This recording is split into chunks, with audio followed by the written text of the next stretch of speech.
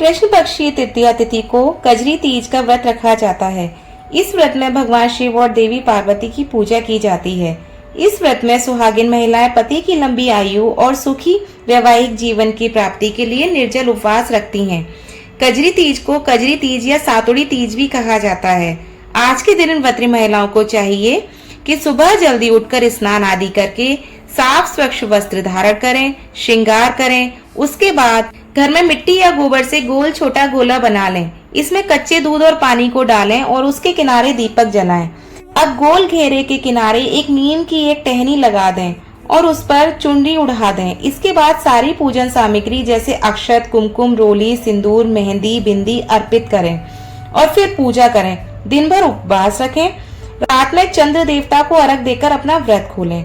व्रत खोलने से पहले शाम को चंद्र देवता की पूजा करके या सुबह पूजा करके जो व्रत की कथाएं पढ़ी या सुनी जाती हैं, वह सारी कथाएं आप श्रद्धा पूर्वक पढ़ें या किसी से सुनें। इस वर्ष कजरी तीज का व्रत 12 अगस्त दिन मंगलवार को रखा जाएगा। धार्मिक ग्रंथों के अनुसार भादो मास की इस तिथि के दिन पहली बार इस व्रत को माँ पार्वती ने भगवान शिव को पति के रूप में पाने के लिए किया था। यही कारण है कि इस तीज व्रत को कुंवारी लड़कियां भी रखती हैं। इसकी पूजा के दौरान कजरी तीज की व्रत कथा भी सुनी जाती है। मान्यता है कि व्रत कथा को पढ़ने और सुनने से सुहागिन महिलाओं को अखंड सौभाग्य की प्राप्ति होती है। आइए सुनते हैं कजरी तीज की व्रत कथा। प्राचीन समय की बात है। एक गांव में एक गरीब ब्राह्मण दंपति रहते थे। उनकी हालत इतनी दयनीय थी कि जैसे तैसे वह केवल 2 वक्त का भोजन ही कर पाते थे।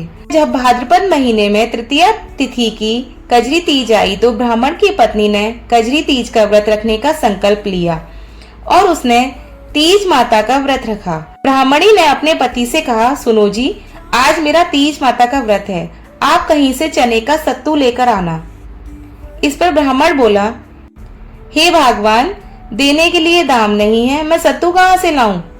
तो ब्राह्मणी ने कहा, ये मैं नहीं जानती, चाहे चोरी करो या चाहे डाका डालो, लेकिन मेरे लिए सत्तू लेकर आओ।